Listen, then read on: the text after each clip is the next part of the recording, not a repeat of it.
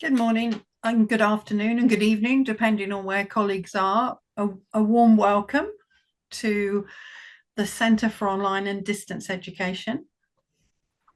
I'm Linda Amrane-Cooper. I'm Director of the Centre for Online and Distance Education, CODE as we call it. And welcome to this webinar. I'll just hang on for a moment or two, because I know people are kind of coming into the meeting or coming into the Zoom, which is great. Can see numbers increasing.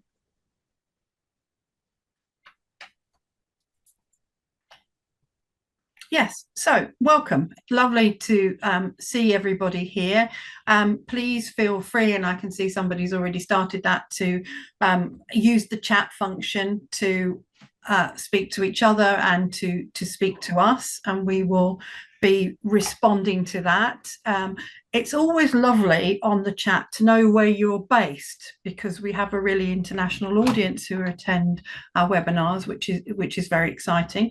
So knowing where people are would be great. And if you're in the UK, I know that you've got good weather, and congratulations to us. It doesn't happen that often, so we're all celebrating the nice weather in the UK. So as I said, I'm Linda Amrane-Cooper, and I'm Director of the Centre for Online and Distance Education. It's lovely to have you here. Our webinar today is absolutely picking up on a topic that I know that we're all finding a challenge and of interest, which is generative AI and academic integrity, so AI and assessment. And I'm really pleased to have Steven Warburton here with us, who's going to lead. Steven is PVC at the University of Newcastle in Australia. His area is education and innovation, and he is a fellow of the Centre for Online and Distance Education. Steven has a huge history of working in digital, online, distance education and leading innovation. And it's fantastic that he's going to share with us some of his work and some of his thoughts around generative AI and academic integrity, particularly looking at a two-lane approach. So we'll be interested to find out what this two-lane approach is. What I suggest is that I invite Steven to start, and colleagues, please add your questions or comments to the chat. I'll be monitoring that. Matt, who is running the session with us, is also monitoring, so we'll be trying to respond to and pick out questions as we go through, and I'll be giving Steve the opportunity to respond to some of those questions. So over to you, Steve, and welcome, and thank you for joining us from Australia in your evening and our morning in the UK. Yeah. Look, thanks, Victor. Really appreciate the invite to come and speak to everyone. Just letting everybody know that it is the evening, so you are standing between me and the pub. So just to let you know that. So I will be zipping through the slides fairly. Actually, I'm joking. No, it's really great to be here. Really great to see such a big audience as well. So that's fantastic. I've been in Australia for around, let me see now, 6 years. I've worked at a couple of universities here. I worked at a University of New England, so an online institution delivering online education. Now I work at the University of Newcastle. I've been here for about 20 months. And before that, I worked in New Zealand. And of course, I was back in the UK. I know code well. Really enjoyed being a fellow. And so I'm going to give a bit of a talk tonight, around generative AI, and just look at some of the work we're doing, some of the thinking. I've got a number of teams who kind of sit underneath me, so I do a lot around digital education and also around quality, and I also look after some of the areas around academic integrity as well. So I will touch on those aspects. I've got a slide deck. I haven't test driven it, so I'll try and keep as close to time as I can, and we'll see how we go. Very happy for questions in chat. Linda, I probably won't be able to manage chat, but I'm very happy if you want to kind of pick that up towards the end. So I did check the slide deck. Let me bring that up. and I will share with everyone. Okay, does that look okay, Linda? Excellent. Okay, thumbs up. And I'm just going to move everyone slightly to the side on my screen because I'm on a laptop. Okay, I'm going to kick off now. So I'm going to give a few perspectives. So I'm not going to just talk about academic integrity per se, although that is the core of the talk. I was kind of give a bit of a view on what we're doing in Australia, and what the Australasian sector is doing at the moment. It's a smaller sector. There's about 44 higher education institutions, Newcastle being one of them. So the sector tends to go not quite lockstep, but is quite communicative and collaborative in terms of the way it approaches many sort of the educational challenges. And this is no different. And I think you'll pick up on that when I go through some of the elements. Before I start, just like to say, oops, there we go. Where are we? I've said I'm in Newcastle. Just quick acknowledgement of country. I just would like to acknowledge the traditional custodians of the land on which I'm actually presenting from. It's a standard kind of acknowledgement that we do before speaking. I'm in town in Newcastle, which is actually the land of the Awabakal people. So I'd just like to pay my respects to their elders, past, present, and emerging. And if you ever want to come over this way, do come and visit. This is just Newcastle Beaches, which is not far away from where I live and not far away from the university as well. So it's a beautiful place to come if you want to, and I'm happy to host you if you come.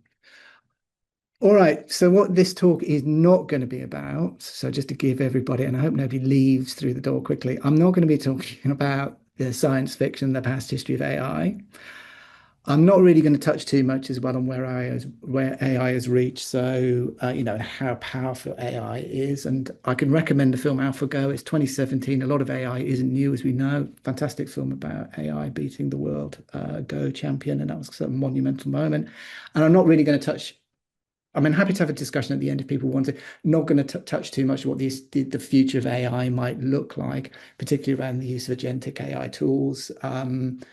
We are using some AI agents over here in Australia, largely some of the ones that the Cogniti agents, the ones that have been introduced into the kind of educational setting.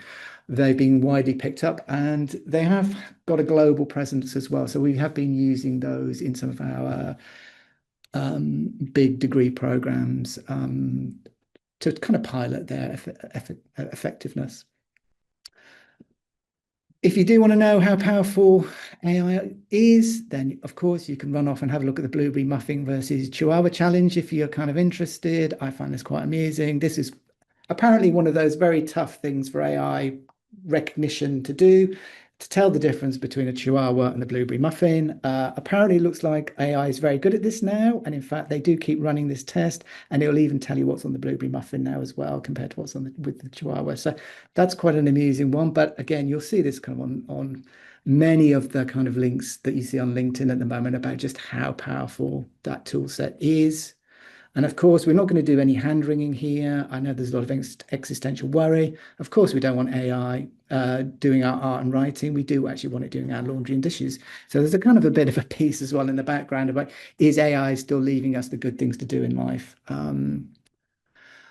What I will do, though, is give you a little bit of a perspective from here in Australia and focusing on some of the work, as I said, around assessment and academic integrity particularly. So I actually left this slide the same. This is a slide that I used not very long ago.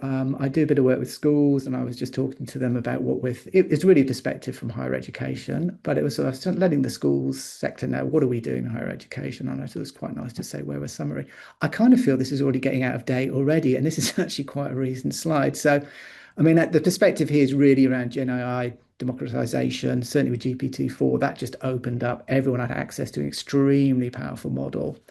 And then it was very interesting to watch what happened when DeepSeek arrived. It sort of landed and then got banned immediately. We're still kind of playing with the idea of what we could do with open source AI models. So it's a very open environment at the moment in terms of who's got access to what.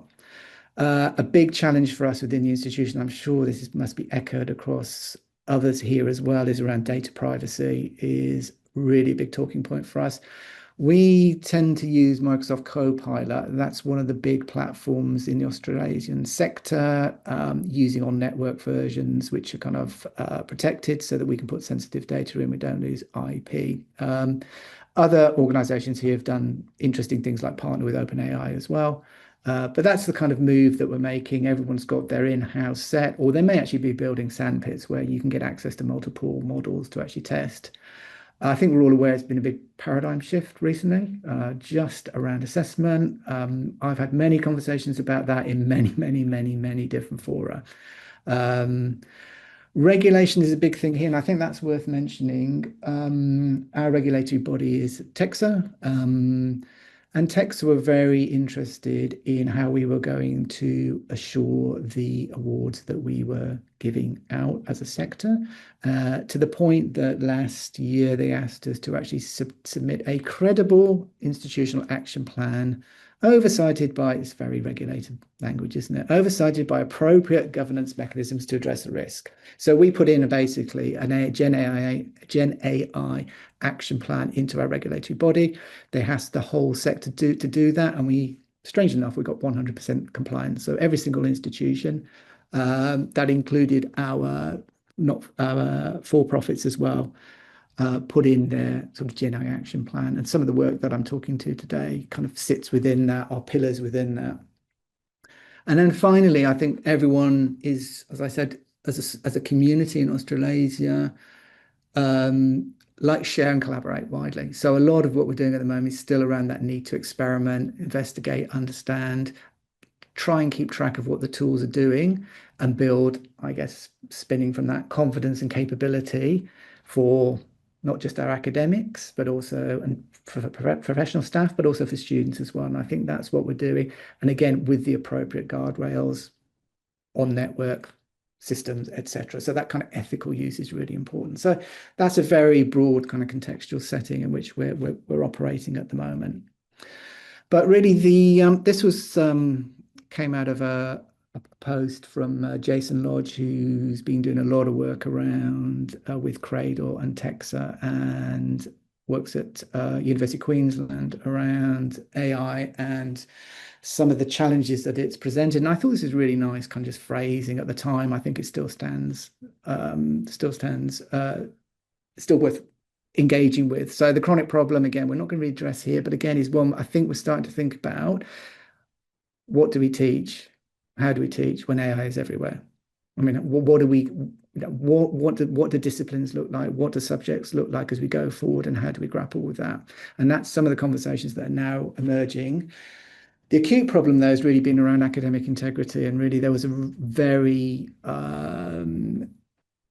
fast and urgent response to how we manage our academic integrity. And I talked about the text at RFI as well. So, and I think rightly so. I mean, assessment, you could argue, drives education. Assessment is critical in terms of what institutions do, and the assurance of what the degrees that we give to our students, the qualifications, is absolutely central. We know university staff are already using AI. There's been a lot of studies out there as well. So I think the shift has been not simply a response to what can AI do and how exciting it is and how funny it is, the things it can do and the hallucinations, but really studies have started to come out. So there's a lot of surveys, there's a lot of data now being built up around both quite deep academic research around the models, around education as well, but also around surveying where we're kind of sitting in terms of literacy. So again, there's just a couple of just data points here. One is from and it was an Australian study. If you haven't come across it, it was run out again out of the University of Queensland. It was a big survey looking at how staff are using AI. Have you ever used GenAI in your personal life for non-work purposes? Big percentage. Have you used it at work? Big percentage. Have you told your boss? Slightly smaller percentage, which is kind of interesting as well. A little bit of that kind of shadow. The shadow warriors actually not knowing whether they should be saying they're using GenAI, although there's some expectation that we have that skill set. So yeah, university staff are using that. We know students are as well. as I mentioned, there are a lot of tools out there. I'm not going to dig into this, but again, we're starting to look at that mix of tool sets. And what I like about this is saying different tools. It's not just one AI tool you might be using. So when I speak to people, they're probably using 3 or 4 different LLMs to actually work with. I love this one from Ethan Mollett because it gives everything a personality as well. So he's got to get a nice little bit of flavor there, particularly like the, what is it? The Grok 2, which is sarcastic and fun, though you can tone it down. So there's some really interesting things there about how we're starting to work with AI as well, not just as an engine, but and I'll say a little bit of this later. I'll be interested to hear others might see that more as an intern, as a researcher, as a partner. So there's been a little bit of a shift there in the way that we see AI use as well. So how do we respond to that acute challenge? The one that Jason Lodge kind of framed there, which was really around academic integrity. And I know Linda, we've had discussions about this, and I know Stylianos, I think I saw it on screen. We've been involved in projects looking at about those academic integrity challenges. Well, the first obvious one, and I think this was the immediate response, was, good God, we need to start detecting this and we need to start doing something about it. So detection was one of the very early responses, certainly from us as well at my institution. In fact, both institutions in Australia. And looking at what the academic integrity workflows were like as well. So thinking broadly around what we were doing both to detect, but also in response. And we already have academic integrity workflows. Were they fit for purpose in terms of suddenly having GenAI? Did they still work? For us, again, I'd be interested if others have been using the Turnitin. We use Turnitin across the board. There was an interesting moment where Turnitin suddenly switched on an AI writing detection tool. They didn't actually tell anybody they were going to do it. So we all woke up in the morning and suddenly we were looking at this kind of blue percentage around, which you could look at. You could switch on and off in terms of going to look at it or not, but it was there around how much work a student had submitted may have been generated by GenAI. The sector sort of got a bit upset by that. Turnitin didn't actually tell us they were going to do it. So there was a bit of a response where, in fact, we ended up splitting where some wanted it suppressed, and then others continued with the tool. So at University of Newcastle, we have the tool running at the moment, and we have it under review. So I chair an AI working group, which is really an AI academic integrity and standards working group. So we review whether we want to keep this tool switched on at the moment. And it might be an interesting debate at the end about if anybody is using Turnitin, using AI writing detection, what value they do or do not see in the tool. The challenge really is, well, one of the big challenges is normally Turnitin, when it's looking at similarity checking, allows students to see their similarity scores, which I think is educative and useful. The challenge here, the generative AI one, they couldn't see. So only the course coordinator, the academic, can see this score. And that caused some debate about, well, is that helpful or not? We've had that discussion. And at the moment, we've decided that we do want to keep this, the tool open. But we're very careful about how we talk about it. And we have to talk a lot about it because we do say this is just one potential indicator of potential academic misconduct and should never be taken on its own as the sole indicator, which we would never do with Turnitin or similarity checking. You would never simply take the percentage. So it's an educative piece as well for our academics about what they do and how they respond.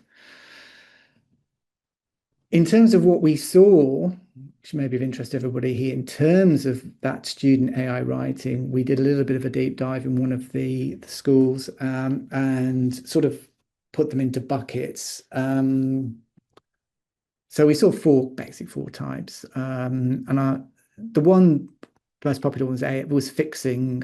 So where fixing was where writing was fixed by the use of the GenAI tool. So, which I put in green because I think that's probably something that none of us is going to get too upset about, particularly for where English, is not your first language. Then potentially using some of these tools, for example, DeepL is a very good example of that. I would see as genuinely, if you are acknowledging the use of the tool, is valuable. And already we've seen with Grammarly and Word, we already know that the landscape's already changed quite dramatically. The opposite to that one was just the AI produced. So we saw just some absolutely dreadful cut and paste, Oh, here's a great start for your essay. Here's some ideas, cut and paste in. And it's like, oh, that's a bit of a giveaway. So we saw some really obvious straight cut and paste.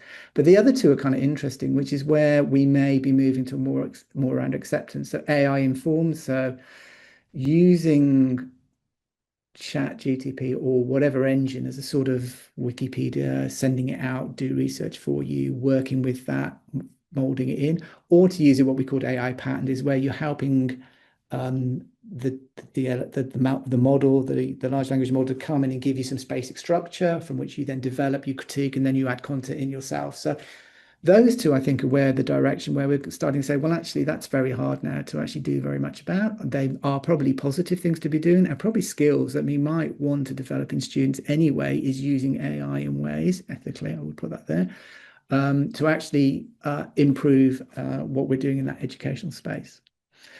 And the other part we did as well was just look at, I talked about academic integrity workflows. So we looked quite carefully at what the decision spaces were around academic misconduct, if I put that simply. So we spent a bit of time building out some workflow, academic flows, to make it clear to our course coordinators or unit coordinators where you need to raise up a potential misconduct case. At what point should you do that? Because I think everyone will be aware, once you've moved it up a particular layer, you cannot bring the case back down again. And if you do it too quickly, you end up spiking, which is what happened for us. You end up spiking potential cases up to our limited resource, which is our student academic conduct officers. And really, they drowned initially until we started to put these measures in place. And we made it clear about how you can then start to look at generative AI and what you can do in response. And I won't deep dive into that, because otherwise I'll could spend a lot of time just on this slide. So we did the flow charts. We also checked our policy if it was fit for purpose. We're very careful about thinking through, what are we trying to, are we educative or punitive? So really separating out what I would call, I don't want to be hard on students for poor academic practice. I want to educate them. But where there is academic misconduct, clearly, then we have a set of measures or penalties that we then apply. But the first phase should be really, can we be educative? And I think that's what you would do about normal academic writing anyway. So really, really clear in our policy. And the other one was just communication. You can't say it enough time to staff about what they need to be doing and how they need to be thinking. So a big piece of this was, and this is something we're looking at, and I don't know if anybody else puts this in policy, would be to say, the course coordinator must tell the student if they are or are not allowed to use generative AI. They've got to do it. It's in policy. You must do that. So there's no, oh, use Gen AI, I'm going to punish you. You've got to let them know. So that first piece of communication is absolutely vital. So that's one of the kind of big pieces of advice that we gave out. And that's one of the expectations. Set expectations for your students. Okay, I'll keep moving. But the challenge, as we all know, and probably speaking to the converted here, it's really hard to detect generative AI now. Very, very difficult. 3.5 maybe, GPT-3, yes, it was hallucinating. We had those cases.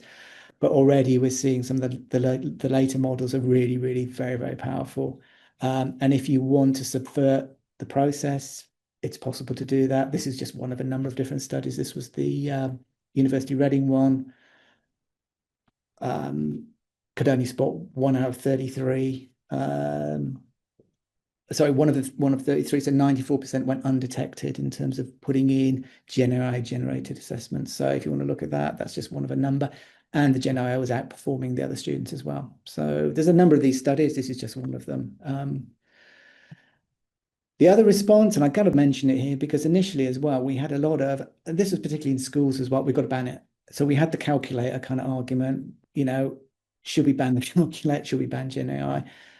This was a little study. I've covered it with two other parts of the survey here, but one which was interesting was likelihood of using GenAI tools if institution or instructor ban them. So back in spring 2023, 29% of the respondents said, I'm going to use it anyway. A year later, 50% said they were going to use it anyway. So we're we're not winning if we're thinking about banning. So clearly there must be other mechanisms to say, okay, how are we going to deal with some of the challenges in this space? So the second part, it's not quite a three-part play, but there are three parts to the talk. So the second is really thinking around, well, okay, well, I know you're going to go, Steve, this is a bit bleeding obvious, but what about designing and redesigning assessment? And I think that's where we've reached. So thinking about what do we do in terms of our assessment design and really putting our energy and resources into that. I think the two have to go one after the other, though. I think there needs to be some, I understand why there was that panic around the initial around security of assessments. It had to be so because that was an immediate challenge. And certainly in Australia, there was a lot of press at the time, very negative press about cheating, about people who have been given to,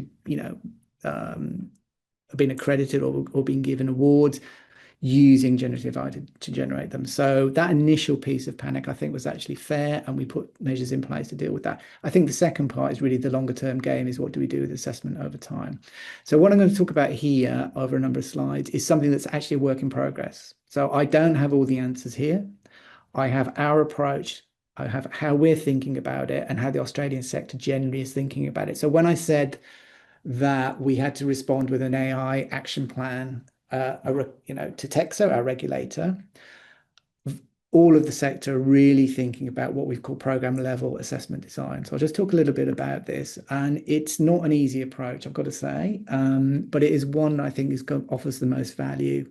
So this is not a quick fix. It is a determined piece of curriculum and assessment design over a period of time, effectively. So I've just been a bit careful with language as well, because we jumped onto the idea of programmatic assessment. And for those of you who do study a lot around assessment, programmatic assessment is a particular type of assessment across programs, which comes out of medical education. So I'm just trying to be clear on language. We've kind of ended up using both terms, program level, programmatic assessment.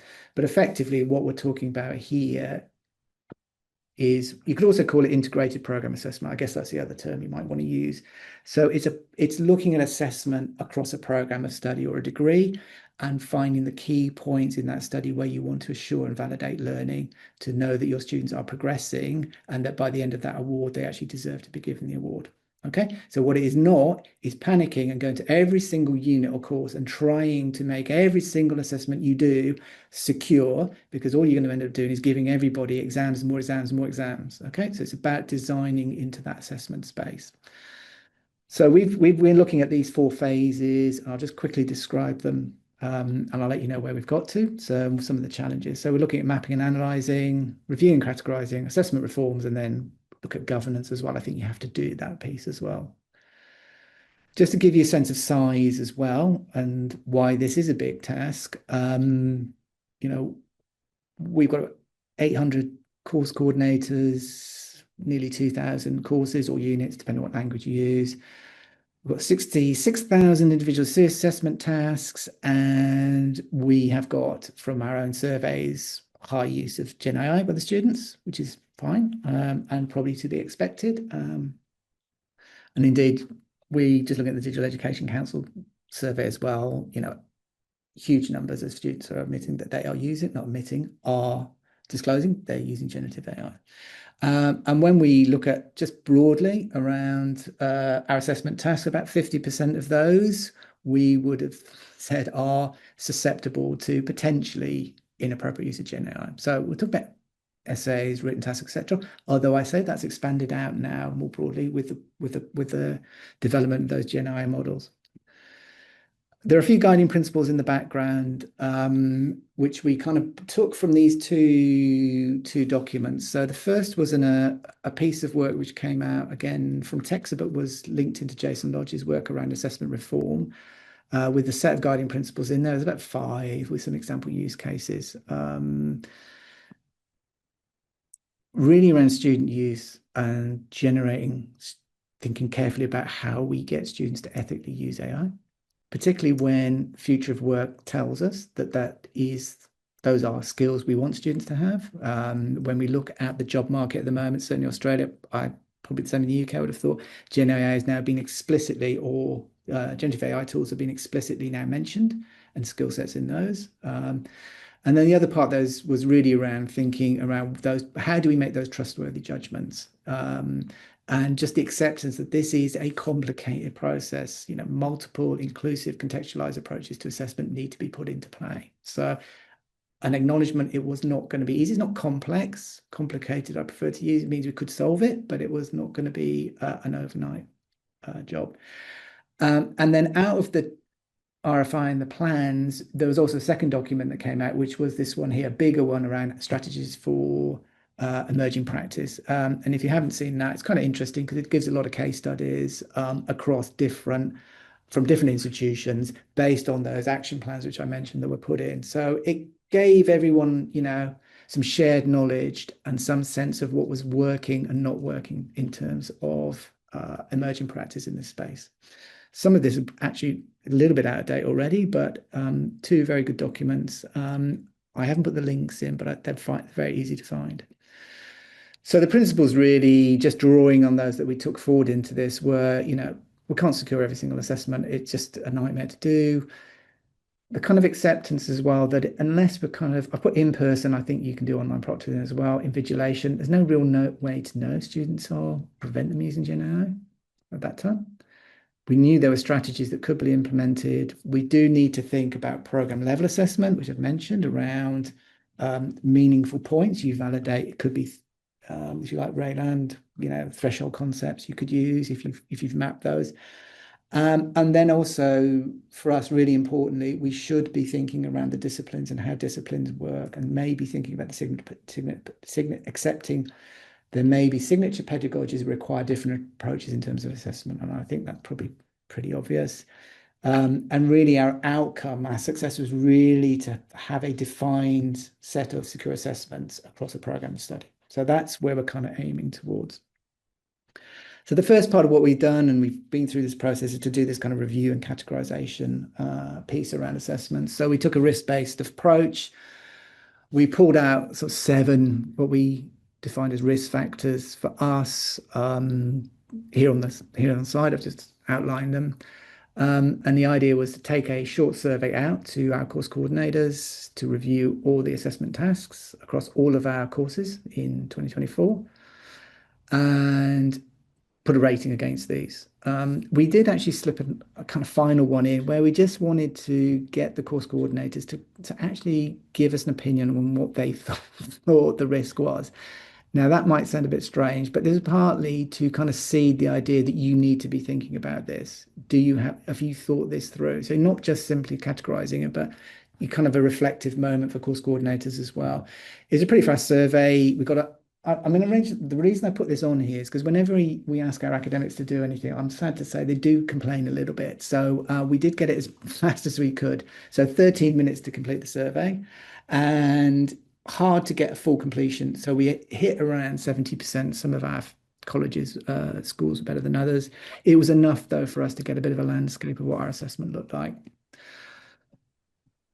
So we just did a very straightforward view across the institution and then by school and discipline. So built a pie graph. This not real data. This is just pretty similar to what we got, looking at what the low risk were all the way to the high risk. So we've got a sort of a landscape view, pretty straightforward stuff here, not rocket science. And then start looking at mapping and analyzing. So this is the stage we're actually at the moment, is really thinking about when we go into a discipline and we map our assessment tasks and the risk ratings, what does it look like when we map that across a full program of study? So our degree structures don't look like this. It's just a kind of example of how you can do that. So thinking around the different courses and the different assessment tasks within them and seeing where, if I go to the next slide, where we want to start to intervene and think, okay, these are the key learning points in black. This is where we want to make sure we put in a validated and secure assessment. So we want to prioritize anything we do in assessment redesign into those spaces. And then we want to make sure we've got those governance mechanisms in place to actually ensure that security is retained over time. And I'll just touch on that briefly on another slide. So that's the basic concept. So we're at this stage at the moment. So what we are doing now is, I'll stay on this one just for a second, is really thinking about going in and speaking to disciplines. So our approach is really being discipline-based. So it's a discipline-based risk approach that we've taken. The next phase is to go and look at what these assessment reforms might look like. So I would say it's not as if we've not been doing anything. So I think part of our approach has always been to offer up different pilots and ways to think about assessment change. So we created some guides for that, thinking about academic integrity, but also looking at the potential for what assessment types we might want to bring in without everyone doing an invigilated exam in an exam room, which is expensive when you start to do that at scale. So this is where we started to create action plans with the disciplines, which is really about saying the discipline comes together. Where do you see your key points across a program? Where the low-hanging fruit in terms of that assessment reform piece? And then how do we come in and resource that? And what target do we need to hit in terms of making sure we've got that working? So I can set institutional targets. So I could potentially get, my role, I could say, okay, 20%, we're only allowed 20% of invigilated exams across the organization. But they still need to be able to go in and actually talk to the disciplines about what that means for them. That's a very hard target for people to hit. And we may want to think about that. I mean, the biggest use of invigilated exams in our institution at the moment, God love them, are the accountants by quite some way. Our business school really loves an invigilated exam. A lot of the argument there as well, just as a side, is around accreditation. So there's an idea that you need to have an in-person invigilated exam for your accrediting body to accredit you. It's actually rubbish. So you don't necessarily. You need to assure, but you don't need to have an invigilated exam to do that. So we're now looking at, we've piloted quite a lot of different approaches. So we're looking what is our kind of endorsed framework of assessment options. So then we want to go to disciplines and say, here is the set of assessment options you can use. So I think these will probably be familiar to many here. Interactive oral assessments have been very popular because they can scale and you can actually mark and sign off an assessment in the moment. So there's no taking away an exam paper, as it were, and then marking it and to put it back in. You can do an interactive oral assessment, mark it with your rubric, done and dusted. So it's a really nice approach. It's not a Viva. We had a lot of arguments in our institution about, is this a Viva? Why are we Vivering? Students getting very anxious. So it's interactive oral assessments is the approach kind of we've taken. We've done quite a bit of work in School of Psychology, scaled this up. So we're moving 100 to 200 in a course. Things like conditional grading, obvious things as well around using portfolio assessments we can use on, and then things like online proctoring as well. And we're looking as well at competency-based grading as well. So that's quite an interesting area. We're just trying to put a paper together around what that could look like at our institution. So this is the suite of tools. And then I mentioned really critically is just to think about appropriate governance mechanisms as well, because whatever we do, we need to set up and have some discipline around assessment over time as well. This isn't like a one hit and then it's all sorted. This is how do we maintain and sustain our academic integrity and our assurance. So looking at around our assessment principles and making sure they're still fit for purpose, thinking around how our committees of academic senate, our academic committees actually monitor and gate what we do in the assessment space. So PCAC is our program and course academic committee, and you'll have something similar in all your institutions. So how do we make sure that when new programs come through, for example, have they thought about programmatic assessment design? What have they done with assessment? So there should be some mechanisms to say, stop, we're not going to endorse that or approve that program until you've thought more deeply around your assessment and the security of it. You can use systems as well. We use a curriculum management system, as is CourseLoop. I'm not sure how popular it is in the UK, but we've, for the Australian sector, we've introduced a flag and a descriptor for secure assessments now, which is being used. So the whole of the Australian sector have got access to a secure assessment flag and then a descriptor, which will describe the type of assessment you're using. So we've got some way of auditing and checking across the landscape. So we've done a review, we've done the mapping, analysing the reform. We want to lock that in place. And it's very careful. That means that a course coordinator can't go and suddenly change the assessment to an unsecure one without going through some approval process. And then again, building these considerations into what I'd call formal program review quality assurance processes. So for us, that would be our program annual returns. And it would be our external program review as well, our longer one, which is a 5 to 7 year review, and an annual return. So how do we build that in to quality processes we have? So that's an important part of maintaining and sustaining what we're doing as well.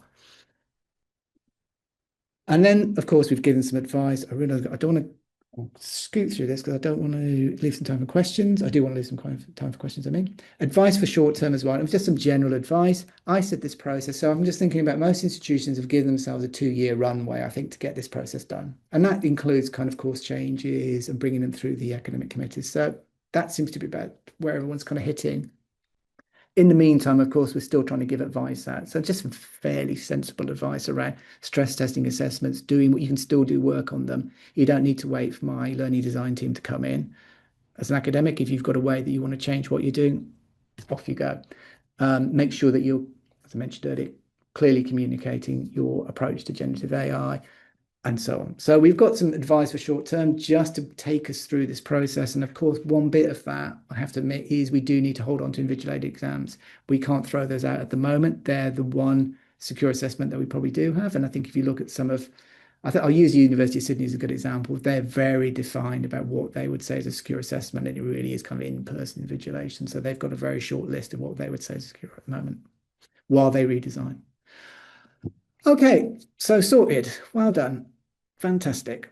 Or is it? So I did want to just problematize this a little bit. So and just finish off on thinking through some of the things I've said. So I don't want to kind of say, just tell you what everything I said is rubbish. I think it is a very good approach. One of the challenges though, and I just want to pick on this, is I put in the academic integrity workflows, I put effectively a traffic light system up. So you may not have spotted it, or you may have. How do you use GenAI? Not permitted, somewhat permitted, the amber somewhere in the middle, and expected. So a lot of institutions in Australia went for this kind of traffic light grading system. This is a simple one. Other institutions have very complicated kind of, matrices around how you could use GenAI. So ours is pretty simple.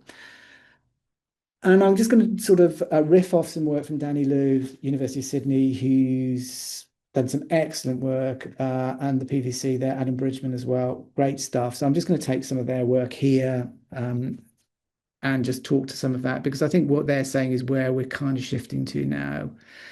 So really it's around saying, hang on a minute, as soon as you've got a traffic light system, we start to kind of hit problems, because what are we actually saying if we say somewhat permitted or it's not permitted? So if we're trying to, the point here is we're trying to build some contemporary capabilities in students. A good example here, would we start banning these technologies when we're trying to do an annual report? Oh, that just doesn't make sense, does it? I mean, really what we should be doing, the argument here is, well, let's help students understand how to use these different tools in the right space and use them productively. So we need to be building capability, not banning use in various really kind of strange circumstances it could turn out to be. So the traffic light system is problematic. And because you can use a generative AI tool in many different ways. You could use it here. And there's 4 ways here. You can use it for planning, editing, drafting, full AI. And it speaks a little bit to what we were picking up with the GenAI tools when we were looking at the AI writing detection. It kind of resonance there. So, and how do you know which ones of these the students are actually using it for? How do you restrict them? And if you restrict, I think it's a really good point from Philip Dawson, who works at Cradle, as well known, any restrictions that cannot be enforced harm assessment validity. So if we're trying to restrict amber, we've got a problem. So these numbers just kind of say we've got this linear gradation of AI use, so it's easy to just stop at some point. And I don't think that's true at all.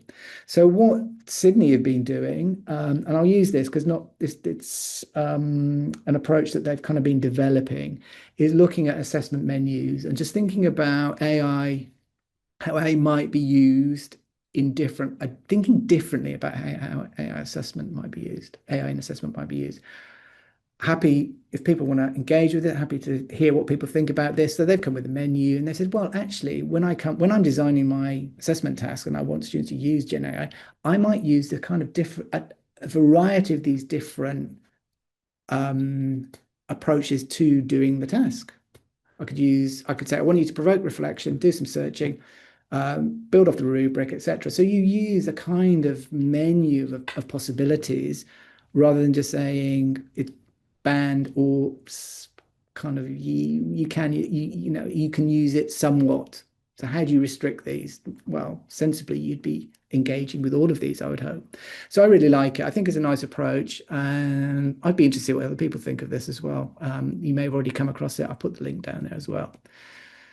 So this is where we get to the two-lane approach. So I knew you were all going, what? God, he hasn't even said two-lane. I thought, God, he's just missold the whole talk. He's not said two lanes. So this is where the two lanes come in. And I kind of wanted to introduce it at the end just to kind of lead up to this. Now, it's really just saying either you validate the assessment, so you do assessment of learning, or you just let GenAI use, you incorporate GenAI use in intentional, meaningful, and designed way, as you've got those few slides that kind of indicate. So lane one is assured assessment of learning. All the things we've talked about could be Vivas, oral assessments. You're there, you can validate the student is doing that task. You do it at program level. You don't need to do every single one. Lane two is then where we start to move forward. So this is the opportunity part now. And I think that's where we're trying to get to, is say, look, this is a skill set we're going to have to use. GenAI is embedded in everything we're starting to use anyway. I mean, you can't stop for Copilot sticking its nose into your Word document as far as I'm, constantly. It's constantly trying to get me to rewrite my emails, So no, we need to engage with that. So how do we use that critical engagement, etc.? So lane two is around that whole assessment redesign piece. So it's one or the other, and it's good because it just makes it black and white. It's a dichotomy. So I think we're moving as a sector towards that. So I showed our traffic lights. I think we're going to kind of consider, hang on a minute, that doesn't work so well for us. Okay, and I'm going to finish with this now. And this is, I like this. So, because I've talked a lot about kind of mechanisms and instruments and design approaches to kind of assessment, academic integrity so far.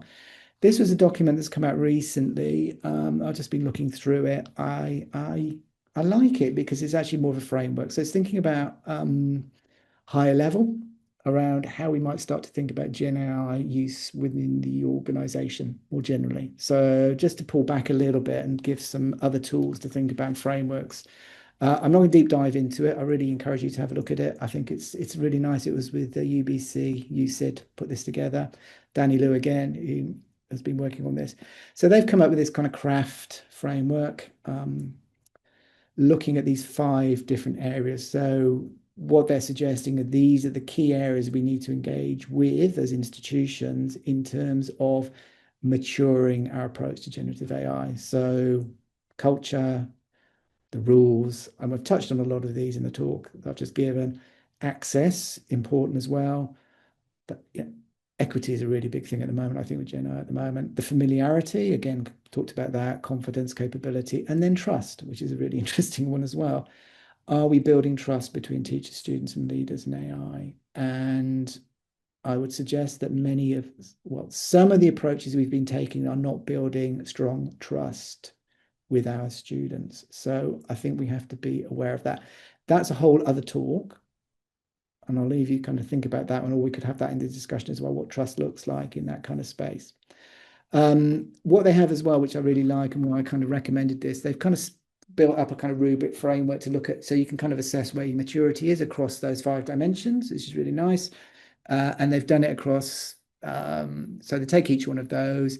They're looking at the leadership, the educators, education kind of landscape, research, and then students, and looking at where you are. So it's a standard rubric, and emerging, evolved, established, extending. So it's a really nice read.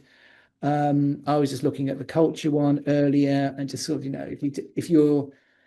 if you're a leader and it's evolved, then you are fostering an institutional culture of safe experimentation and failure, setting the tone for the institutional activities and aspirations, supporting community practice, etc. So really nice way to sort of do that kind of, where are you sitting in terms of, is your institution evolving its maturity? So yeah, I really recommend this short report paper, white paper.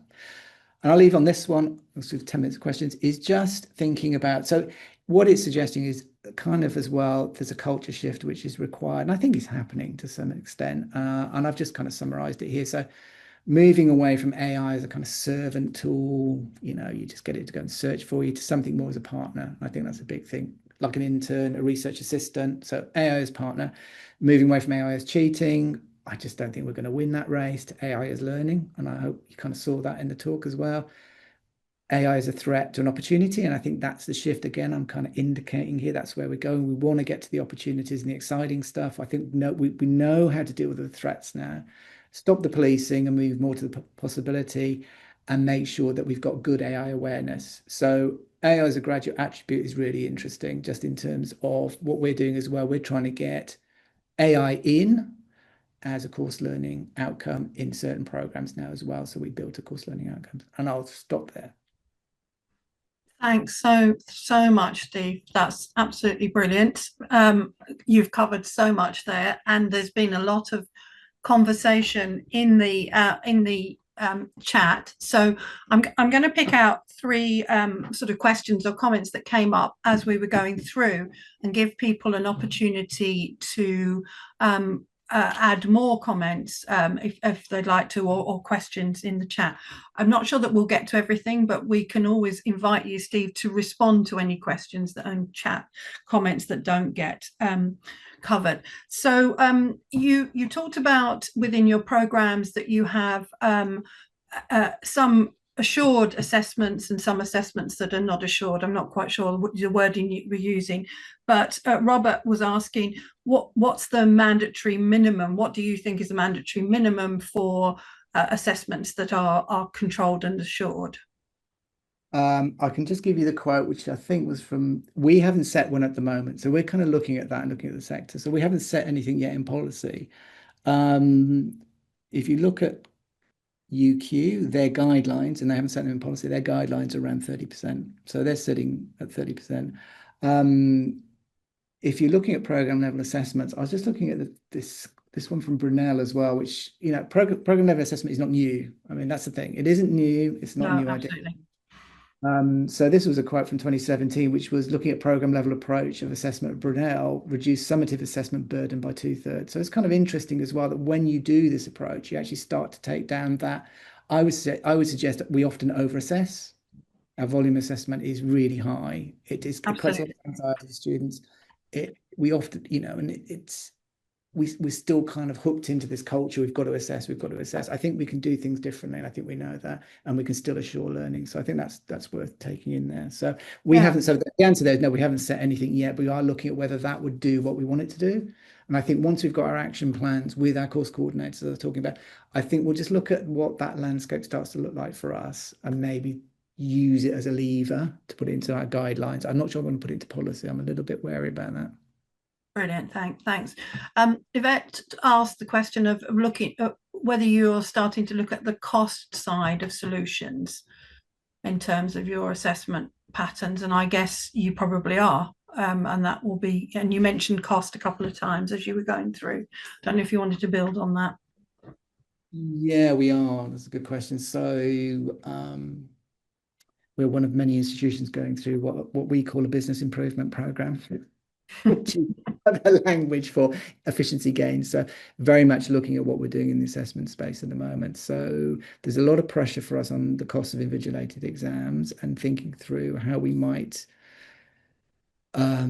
remove some of that cost without jeopardizing that validation and assurance. So we are weighing up what it might mean to do online proctoring versus invigilation exams, because one of the issues we get as well is there's a lot of heavy manual lifting around. For example, we can schedule the exams, but we always end up with another exam period, which is the rescheduled exam period, and people can't get there.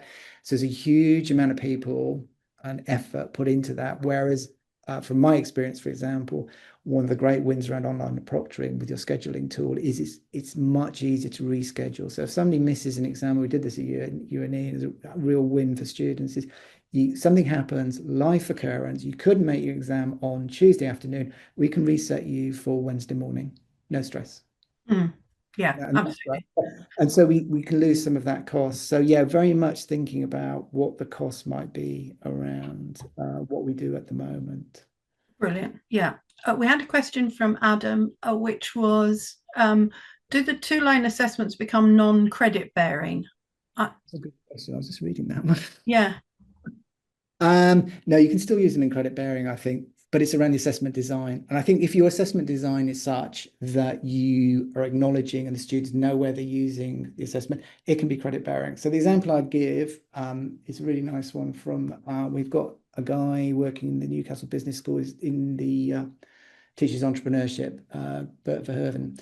So his course, his course, his program, is requires the use of GenAI, and if you don't use GenAI, you effectively fail. So it is it's completely embedded in the way he runs the course, the tool set. So it's all scaffolded and led. So a lot of this is around scaffolding and making students understand where they are, how they should be using GenAI and managing that. So his course is all GenAI. He uses it, he gives them the rubric for assessment, they use GenAI against the rubric, he then critique it. So he's building up a real set of capabilities for his students, which are amazing. Entrepreneurship is fantastic for LLM models anyway, because they're very creative. It gives them as well tools that they can take into their kind of future of work space as well. Brilliant. So. Thank you. Yeah. John, you've got your hand up. Did you want to come in? John. Hello. Yes, thank you so much, Stephen. This is a very specific question, and I'm just picking up on your point around program assessment. And one of the outcomes, the desired outcomes, is that you're reducing the amount of overall summative assessment, the assessment of learning, by targeting specific points within the program where you want to assure the learning. So you're assuring it at a program level, not at an individual course or unit level. My question is this. The university I work at, like a lot of universities within the EU, we use the ECTS credit system. Okay.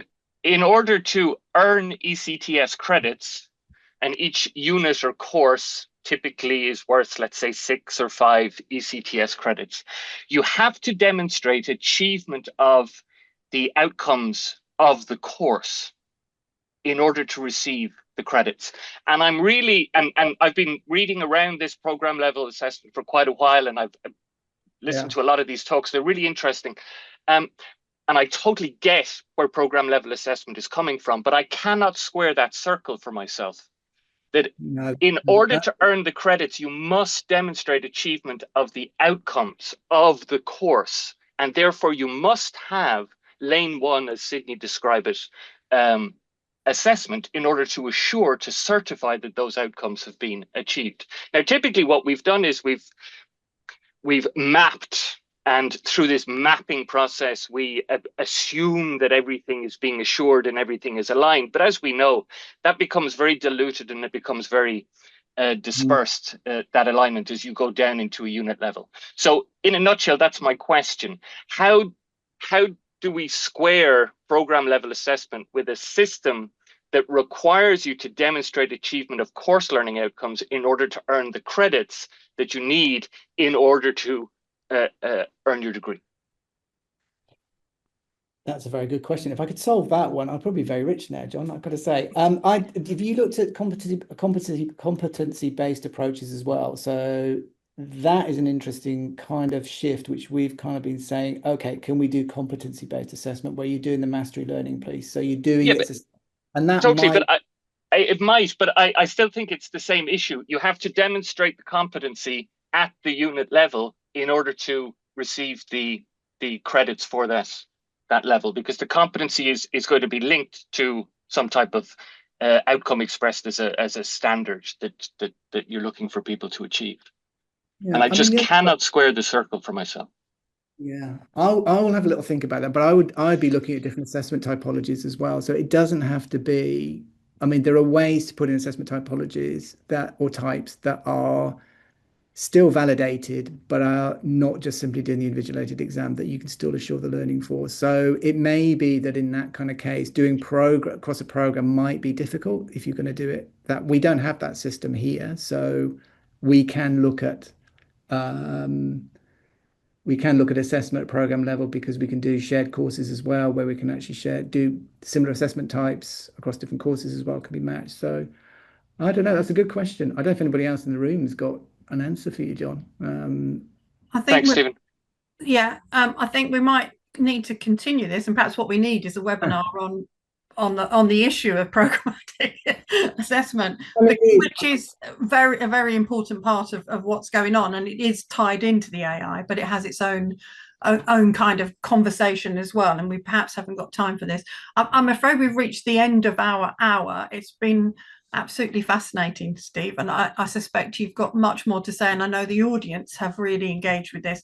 We've got a lot of comments and questions on here, and we've got a lot of sharing of practice actually in the chat, which is really, really helpful. We'll make sure that that's all captured in the kind of report, and Steve, perhaps get you to interact with Claire, who writes up our report, to put some comments against some of the questions that are raised. And we will share everything on our YouTube channel, on our website.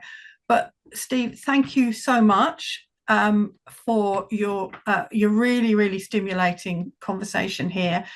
Thanks to everybody who joined us. It's been great to see the audience, and look forward to our follow-up webinars. We've got one on academic integrity coming up as well in June. So we've got quite a few more conversations around this. We'll build in some more for next year. Thanks, everybody. Thanks for joining us, and thanks for everybody who was involved in setting up the webinar. Well done, Steve. Brilliant. Thanks very much, everyone. Thanks for the questions, and I will engage with those kind of offline as well. So thanks, Linda. Thanks for the invitation. I'll head down the pub now.